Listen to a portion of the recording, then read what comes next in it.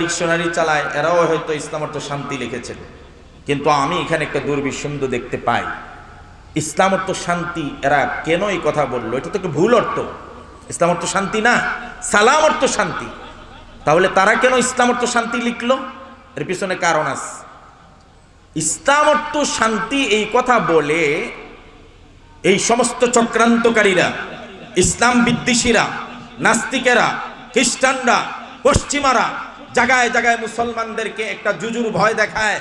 যখনই আপনি রাস্তায় নামবেন, কোন অন্যায়ের প্রতিবাদ করবেন, ইসলামের অবমাননা করলে আপনি রাস্তায় যাবেন, রাসূলুল্লাহর অবমাননা করলে রাস্তায় যাবেন, মাতৃভূমির দরকারে যখন আপনি আন্দোলন করবেন, ইসলাম রক্ষায় যখন আপনি সংগ্রাম করবেন, যখন প্রয়োজনে রাসূলুল্লাহর মতো হাতিয়ার হাতে উঠাইবেন, তখন আপনাকে ওই শব্দটা দিয়ে গায়েল করে বলে, এই মুসলমানরা, তোমরা না মুসলমান, তোমরা না নামাজি, তোমরা না মুসল্লি, তোমরা না দাড়িওয়ালা, তোমরা না টুপিওয়ালা, তোমরা না মুসলমান, তোমরা না ইসলাম ধর্মের অনুসারী। ইসলাম অর্থ শান্তি, তাহলে লাঠি নিয়ে রাস্তায় আসছো কেন? ইসলাম অর্থ শান্তি, তোমরা প্রতিবাদ করো কেন? ইসলাম অর্থ শান্তি, তোমরা যুদ্ধ জিহাদ আর আন্দোলন সংগ্রামের কথা বলো কেন? এইভাবে মুসলমানদেরকে অন্যায়ের প্রতিবাদ করা থেকে ইসলাম অর্থ শান্তি কথাটা বইলা তাদেরকে ঘুম পাড়ায় রাখে। কথা বলে ঠিক কিনা? এটা অনেক চক্রান্ত করে এই শব্দটা বাইর করছে। কিছু হইলেই এই হুজুর এত গরম ওয়াজ করে কে ইসলাম অর্থ তো শান্তি। কথা কয় না কা? মামুনুল হক হতে চিল্লায় কে? আমার উস্তাদ, বুখারীর উস্তাদ। আজকেও কক্সবাজার গণসমাবেশে আমি হুজুরের সাথে দেখা করছি, স্টেজে দীর্ঘ সময় ছিলাম। আপনাদের এলাকায় সালাউদ্দিন আহমেদ, ওনার কথা মামুন সব বলেছেন যে কক্সবাজারের কিছু সন্তানকে দীর্ঘদিন পর্যন্ত গুম করে রেখেছিল তারা, তাকে ওই ইলিয়াস আলীর মতো শেষ করতে চেয়েছিল, কিন্তু রাখে আল্লাহ মারে। সম্মান দেওয়ার মালিক কে? বাঁচানোর মালিক কে? খোদার কসম, এইভাবে রাজনীতি করে বেশি দিন টিকা যায় না। মানুষ খুন করে, মানুষকে গুম করে, মানুষের পরিবারকে ধ্বংস করে, ব্যবসা ধ্বংস করে, মানুষের বাক স্বাধীনতাকে হরণ করে, মানুষের চলাচলের স্বাধীনতাকে হরণ করে, সাংবিধানিক অধিকার হরণ করে যারা রাজনীতি জোর জবরদস্তি করে, তাদের পতন ফেরাউন নমরুদের চাইতে কম হবে না। কথা বলেন ঠিক কিনা? এই যে গরম কথাগুলো বলি, যখন বলবো তখনই আপনাদেরকে বলবেন যারা এই আয়োজন করে, এই হুজুরের দাওয়াত দিও না, গরম কথা কয়। ইসলাম অর্থ কি? কথা কয় না। ইসলাম অর্থ শান্তি, তাহলে উনি এত চিৎকার করে কেন? ইসলাম অর্থ শান্তি, মামুনুল হক এত জোরে কথা বলেন কেন? ইসলাম অর্থ শান্তি, তাহলে আপনারা সাতপা চত্বরে কেন জমায়েত হইলেন অন্যায়ের প্রতিবাদে, রাসূলুল্লাহর ইজ্জত রক্ষার্থে, ব্লগারদের বিরুদ্ধে? ইসলাম অর্থ শান্তি, এই কথা বলে বলে আমাদেরকে ঘুম পাড়ায়। তাহলে এখন বলবেন হুজুর, তাহলে ইসলাম অর্থ কি? আসলটা বলে না। আমাদের যে হুজুররা আছে না, মুরব্বী হুজুররা, ইনাদের কাছে আমি ছোটবেলায় পড়ছি, ইনাদের মতো হুজুর যারা, তো আমাদের মাদ্রাসার কিতাবের সিলেবাসের মধ্যে একটা কিতাব আছে মিজান ও মুনশাহি। মিজান জামাতে পড়ে এমন কেউ আছো? এখানে আছো কেউ? মিজান, মিজান কিতাবটা পড়ো, মিজান মুনশাহি কেউ নাই? আছো? ওইখানে মুনশাহি বংশের মধ্যে পাবে আল ইসলাম, যদি মেইন কপিটা তোমার কাছে থাকে ফার্সিটা, এখন তো বাংলা টাংলা বের হয়ে অবস্থা খারাপ, সেখানে লেখা আছে আল ইসলামু গারদান নেহাদান বা ইতাআত। আমার শব্দটা ওইভাবেই মুখস্থ আছে, যেভাবে ছোটবেলায় পড়েছিলাম। আল ইসলামু গারদান নেহাদান বা ইতাআত। ইসলাম শব্দের অর্থ হলো আনুগত্যের সাথে মস্তক অবনত করা, মাথা নোয়ানো, আত্মসমর্পণ করা। সুবহানাল্লাহ। তাহলে এক কথাই যদি বলি, এত লম্বা না করে, ইসলাম অর্থ আত্মসমর্পণকারী। বলেন, আজকের থেকে শিখে যান ইসলাম অর্থ। আরো জোরে বলেন, আরো জোরে বলেন। ইসলাম অর্থ আত্মসমর্পণকারী। বলেন, ইসলাম অর্থ কি? আরো জোরে কোন? যে সারেন্ডার করে তার জীবনের সব কিছু আল্লাহর বিধানের সামনে বিলীন করে দেয়, তার নামই মুসলমান। সুবহানাল্লাহ। এই হলো ইসলাম শব্দের অর্থ। এখন আসেন, ইসলাম মানে কি? তথাকথিত শুধু একটা ধর্মের নাম, যেমন হিন্দু একটা ধর্ম, খ্রিস্টবাদ একটা ধর্ম, ইহুদিবাদ একটা ধর্ম, বৌদ্ধবাদ একটা ধর্ম, এমনই একটা ধর্মের নাম কি ইসলাম? ইসলাম কি শুধুমাত্র তথাকথিত একটা ধর্মের নাম? হিন্দু ধর্মের মধ্যে গির্জার মন্দিরের ভিতরেই হিন্দু ধর্ম আবদ্ধ, পূজা পার্বণের বাহিরে হিন্দু ধর্মের কোনো কাজ নাই। খ্রিস্ট ধর্মে সপ্তাহে একদিন গির্জায় যায়, 6 দিনে যা পাপ করছে সব পাদ্রির কাছে গিয়ে মোচন করে আসে। কারণ তাদের ধারণা বিশ্বাস, তাদের নবী যীশু খ্রিস্ট মানে ঈসা আলাইহিস সালাম ফাঁসিতে ঝুলে উম্মতের সব গুনাহ মাফ করায় গেছেন নিজের জীবন দিয়ে। এই জন্য খ্রিস্টানরা যা পাপ করে এই রবিবার দিন গির্জায় যায়, গিয়ে পাদ্রীর কাছে সব গুনাহ ধুয়ে মুছে সাফ করে দিয়ে আসে। এই ধরনের একটা ধর্মের নাম কি ইসলাম? পৃথিবীর মুসলমানরা ভালো করে মনে রাখবেন, খ্রিস্ট ধর্ম শুধুমাত্র একটা ধর্ম, যেই ধর্মটা গির্জার ভিতরেই সীমাবদ্ধ।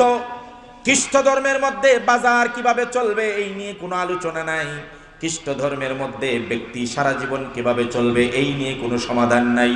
পরিবার কেমনে চলবে এই নিয়ে সমাধান নাই।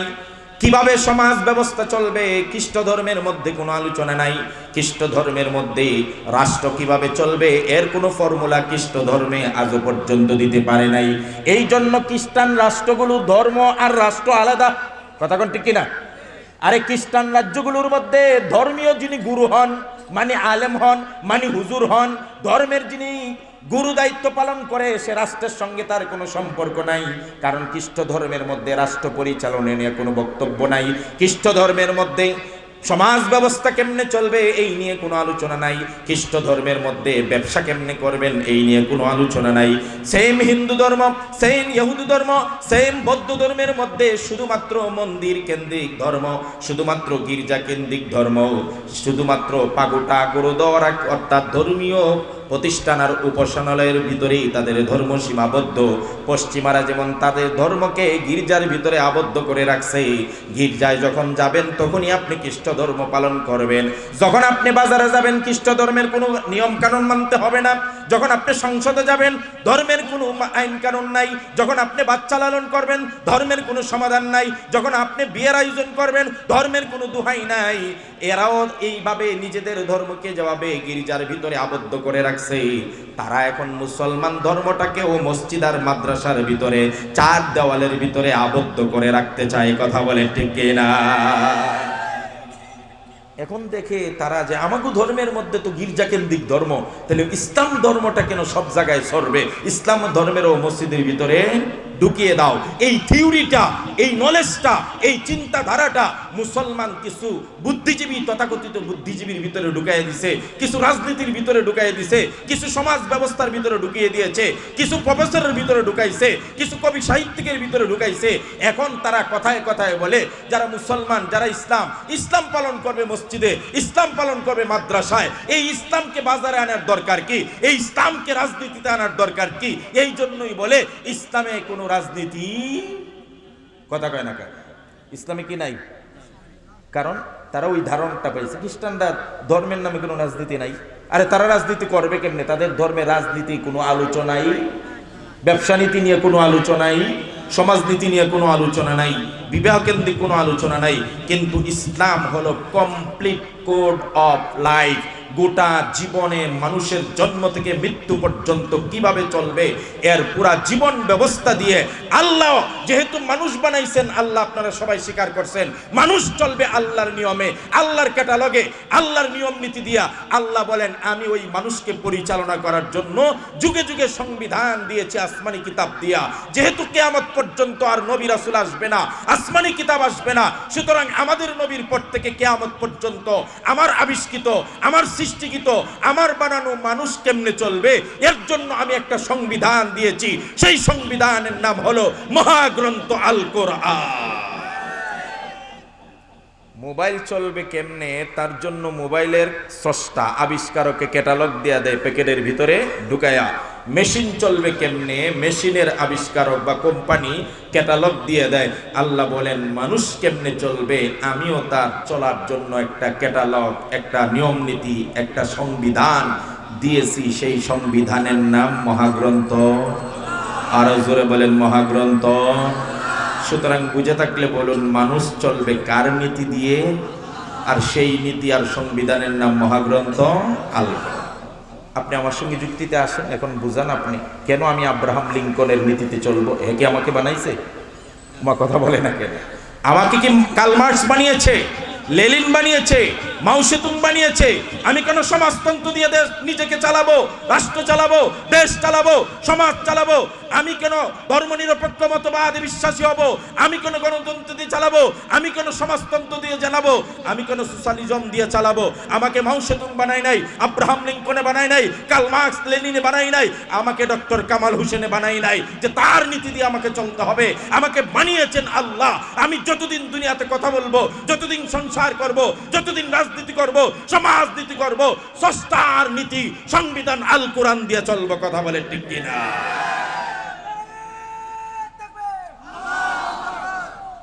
আমার বক্তব্যটার মেসেজটা এটাই আমি বুঝাইতে চাই যে ইসলাম শুধুমাত্র মসজিদ কেন্দ্রিক একটা ধর্মের নাম না। আমরা মনে করছি ধর্মটা শুধু মসজিদে। এই জন্য আমি দেখি মাঝে মাঝে হাসি, যেই নামাজি ভাইটা মসজিদে ঢোকার সময় আজান হলে পরে কি করে, প্রথমেই আজান হলে পরে খুব হাত পা সুন্দর করে ধুয়ে অজু করে, অজু করার পরে আস্তে আস্তে লুঙ্গিটা ভালো করে পরে অথবা পায়জামা পরে, পবিত্র কাপড়টা পরে, পরার পরে একটা শার্ট অথবা পাঞ্জাবি লাগায়, পাঞ্জাবি লাগানোর পরে বাচ্চার মারে বলে আমার টুপিটা কোথায়, টুপিটাও লাগায়। কেউ কেউ আবার হাজি রুমাল, লাল রুমাল লাগায়। লাগানোর পরে ধীরে ধীরে মসজিদের দিকে যায়। মসজিদে গিয়ে পরিপূর্ণ পোশাকটা পরে নামাজটাও সেরে নেয়। যেই মাত্র নামাজটা শেষ হয়ে যায়, এবার চিন্তা করে আমার জমিনে যাওয়া দরকার, হাল চাষ করা দরকার, ধান লাগানো দরকার, আছে না নাই? মসজিদ থেকে বের হয়ে বাসায় আসে। বাসায় আসার পরে আস্তে আস্তে হাজি রুমালটা খুলে, খোলার পরে টুপিটাও খুলে ফেলে, এরপরে আস্তে আস্তে পাঞ্জাবিটাও খুলে কাজের পোশাকটা পরে, ভালো কথা এই পোশাকটা পরে জমিনে চলে যায়। জমিনে গিয়ে ওই লোকটা যখন জমিনে কাজ করতে নামে, তখন লুঙ্গিটাকে আস্তে করে একটা লেংটি দিয়ে পিছনের দিকে হাঁটু পর্যন্ত খোলা রেখে কাজ শুরু করে দেয়। এই লোকটা মনে করছে হাঁটু পর্যন্ত ঢেকে শুধু মসজিদে নামাজ পড়তে হয়। যখন আমি আমার মসজিদ থেকে বের হয়ে গেলাম, আমার ইসলাম তো মসজিদে রেখে আসছি, আমি যখন জমিনে গেলাম আমার সঙ্গে আর ইসলাম নেওয়ার দরকার নাই। এবার হাঁটুর উপরে কাপড় উঠলো না নিচে উঠলো সে চিন্তাও করে না। কথা বলে ঠিক কিনা? তাহলে সে কি বুঝছে? ফরজ কাপড় হাঁটুর নিচ পর্যন্ত পরা এটা শুধু কোন জায়গার কাজ? কথা কয় না কার? এটা ক্ষেতের কাজ না। তার মানে খেতে গেলে ইসলাম নাই, খেতে কোনো ইসলাম। ব্যবসায়ী বা এটা দেখেন নামাজ পড়ে আসছে, সে নামাজ পড়ার সময় একনিষ্ঠতার সাথে নামাজ পড়ে। যখনই সে দোকান খুলে ব্যবসা শুরু করে দেয়, তখন সে ওজনে কম দেয়, খাদ্যে ভেজাল দেয়, মানুষকে ঠকানোর চিন্তা করে। কিনে আনছে 20 টাকা দিয়ে, এখন যদি বলে 30 টাকা দেন, মানুষ দিতে চায় না। এই জন্য মিথ্যা কথা বলে বলে ভাই আপনি যে দাম বলছেন এর চাইতে বেশি আমার কিনাই পড়ছে। কত কিনা পড়ছে? 30 টাকা কিনা পড়ছে, আসলে পড়ছে 20 টাকা কিনা। বেশি লাভ করার জন্য, বিশ্বাস করানোর জন্য মিথ্যার আশ্রয় নিয়ে বলে 30 টাকা কিনা পড়েছে। তার মানে সে এটা মনে করতেছে ইসলাম তো শুধু মসজিদে, ব্যবসাতে আবার ইসলাম কিসের? কথা বুঝেন না আপনারা? এই জন্য সে খাদ্যে ভেজাল দেয়, এই জন্য ওজনে কম দেয়, এই জন্য মানুষকে ঠকানোর জন্য বাটপাড়ি চিন্তা ভাবনা করে। আরো উদাহরণ দেই, আপনারা শোনেন। একজন হাজী সাহেব পাক্কা নামাজি, 5 বার হজ করছে। হাজী রুমাল ছাড়া মসজিদে নামাজ পড়ে না, দাঁড়িয়ে এই পর্যন্ত রাখছে, মেসওয়াক করে উজু করে নামাজ পড়ে 5 ওয়াক্ত, রমজান আসলে 30টা রোজা রাখে, ইফতার করে, ইফতার করায়। কিন্তু হাজী সাহেব যখন মেয়ের বিয়ে দেয়, তখন মেয়ের বিয়ের জন্য একটা গায়ে হলুদের অনুষ্ঠান করে। গায়ে হলুদের অনুষ্ঠানে হাজী সাহেবের মেয়েটাকে এইভাবে একটা স্টেজ বানিয়ে তারপরে বসায়। বসানোর পরে এইভাবে লাইটিং করে, বড় বড় সাউন্ড বক্স দিয়ে সব গান আর ডিজে গান বাজায়। পুলাপান হাজার ছেলেরা এইভাবে মোবাইল দিয়ে ছবি তুলে আর ভিডিও করে, এইভাবে কাট করে চিৎ করে ছবি তুলতে থাকে। এই যে মেয়েটাকে হাজী সাহেব বিয়ে দিয়ে গায়ে অনুষ্ঠান করলো, হাজী সাহেব মনে করছে আমি তো হজ করছি, উমরা করছি, নামাজ পড়ি, ইসলাম তো পালন করি, এখানে তো গায়ে হলুদের অনুষ্ঠান, এখানে তো ইসলাম নাই। কথা কোন ঠিক কিনা? কি মনে করলো হাজী সাহেব? ইসলাম তো মসজিদে, নামাজ তো পড়ি, হজও করছি, জাকাতও দেই, নামাজও পড়ি, রোজাও রাখি, ইফতারও করাই, তো গায়ে হলুদের অনুষ্ঠানে আমার মেয়েটাকে বেপর্দা করে হাজার পুরুষের সামনে উলঙ্গ অর্ধ উলঙ্গ করে আমি ছবি তোলার জন্য ওপেন করে দিলাম, এটাতে কোনো অসুবিধা নাই, এখানে ইসলাম নাই। কথা বুঝছেন আপনারা? কথা বুঝছেন? এই ধারাবাহিকতায় যদি আপনি যাইতে থাকেন, বাজারের ব্যবসা যারা করে এরা মনে করে বাজারে ইসলাম নাই। কথা কন না? খেতে কামারে যারা কাজ করে এরা মনে করে খেতে কামারে ইসলাম নাই। বিয়ে অনুষ্ঠান যারা আয়োজন করে তারা মনে করে বিয়ে অনুষ্ঠানে ইসলাম নাই। সমাজ যারা চালায় এরা মনে করে ঘুষ খাইয়া বিচার করা যাবে, সমাজে ইসলাম নাই, ইসলাম তো মসজিদে। ঠিক এই ধারাবাহিকতায় যারা রাজনীতি করে এরাও মনে করে ইসলামে রাজনীতি নাই, রাজনীতি তো অন্য জিনিস, ইসলাম আরেক জিনিস। এটা কিন্তু ধারাবাহিক, শুধু রাজনীতিবিদদের দোষ নয়, প্রত্যেকটা মানুষ ইসলাম ভুল বুঝেছে। এই জন্য তারা মনে করে ইসলাম শুধুমাত্র মসজিদের ধর্ম। আমি একটা আয়াত পড়েছি, আয়াতের শানে নুজুলটা শুধু শুনেন, তাহলে বুঝবেন ইসলাম কারে কয়, ইসলাম কারে কয়। আব্দুল্লাহ ইবনে সালাম রাদিয়াল্লাহু তাআলা আনহু ইহুদিদের বড় একজন আলেম ছিলেন। নবী করিম সাল্লাল্লাহু আলাইহি সাল্লাম মদিনায় আগমন করার, মক্কায় যখন আত্মপ্রকাশ করলেন, ইহুদি ধর্মের লোকেরা আব্দুল্লাহ ইবনে সালামকে গিয়ে বলল, আপনি তো আলেম মানুষ, তাওরাত কিতাব জানেন, আখিরি জামানার পয়গম্বরের নামে একজন নবী দাবি করেছেন মুহাম্মদ সাল্লাল্লাহু আলাইহি সাল্লামের নামে, আপনি কি তাওরাত কিতাবে আখিরি জামানার পয়গম্বরের ব্যাপারে কিছু জানেন? আব্দুল্লাহ ইবনে সালাম বলেন, তাওরাত কিতাবে পাতায় পাতায় প্রায় পৃষ্ঠায় পৃষ্ঠায় মুহাম্মাদের আলোচনা আছে, সুতরাং আখিরি জামানার পয়গম্বরের অবয়ব, আকৃতি, সিরত, সুরত সব আমার জানা আছে। তাহলে উনি কি সত্য নবী না মিথ্যা নবী? ইহুদিরা তাদের আলেমরে জিজ্ঞাসে, মুহাম্মদ যে নবী দাবি করছে উনি কি সত্য না মিথ্যা, 1 নম্বর না 2 নম্বর, ভালো না ভণ্ড? এই কাজটা কি খারাপ করছে না ভালো করছে? কথা বুঝেন নাই? মুহাম্মদ সাল্লাল্লাহু আলাইহি ইসলাম কি সত্য নবী না 2 নম্বর নবী, এটার জন্য জিজ্ঞেস করছে কাকে? তাদের ধর্মের আলেমকে। এই কাজটা খারাপ করছে না ভালো করছে? সবাই বলেন না। আচ্ছা, আব্দুল্লাহ ইবনে সালাম কি বললেন? যেহেতু মুহাম্মদ সাল্লাল্লাহু আলাইহি ওয়াসাল্লাম মক্কায় আগমন করছেন, অনেকটা আমার তাওরাত কিতাবের সাথে মিলছে, তবে আরেকটু অপেক্ষা করো, যদি তিনি সত্যি আখিরি জামানার পয়গম্বর হন, তাহলে কিছুদিনের ভিতরে মক্কা থেকে হিজরত করে কোথায় আসবেন? আমাদের দেশ মদিনায় আসবেন। কোথায় আসবেন? কারণ তাওরাত কিতাবে এইভাবেই লেখা আছে, তাহলে তোমরা কিছুদিন অপেক্ষা করো। আচ্ছা ঠিক আছে, এখানে আমার একটা পয়েন্ট টু বি নোটেড, একটা পয়েন্ট নোট করবেন। তাদের ধর্মের অনুসারীরা আলেমকে জিজ্ঞেস করছে, নবী কি সত্য না মিথ্যা?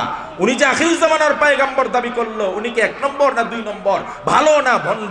কিন্তু আফসোস, মুসলমান, এই যে আম মুসলমানেরা যখন কোনো পীরের হাতে মুরিদ হয়, যখন কোনো পীর কোনো বাড়িতে আসে, কখন ভণ্ড পীর কোনো জায়গায় যখন আত্মপ্রকাশ করে ফু দিয়া পানিতে আগুন লাগাইয়া দিছে, তখন ঘুমড়ি খেয়ে গিয়ে আমরা বায়াত হই, হাত ধরে তার হাতে মুরিদ হয়ে যায়।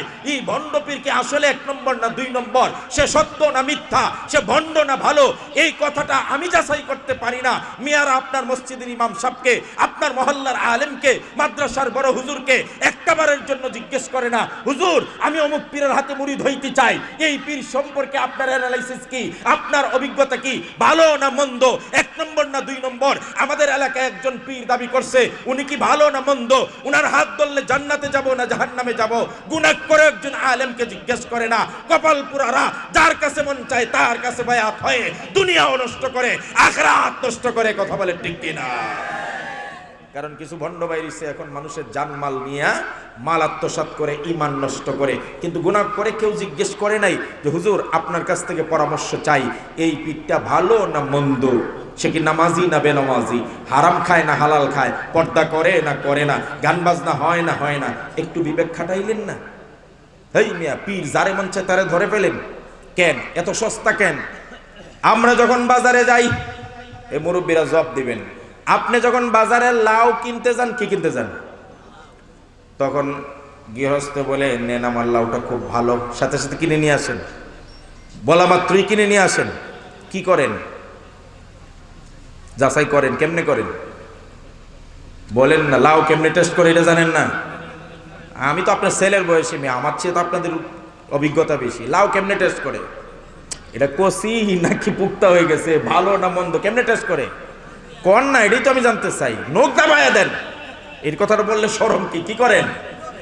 বাপ রে বাপ, লাউ রে নখ ডাবাইতে ডাবাইতে লাউয়ের 12টা বাজায়, আছে না নাই? তাহলে বোঝা গেল লাউ কেনার আগে টেস্ট করে কেমনে নখ ডাবায়া দেয়। কথা কয় না কা?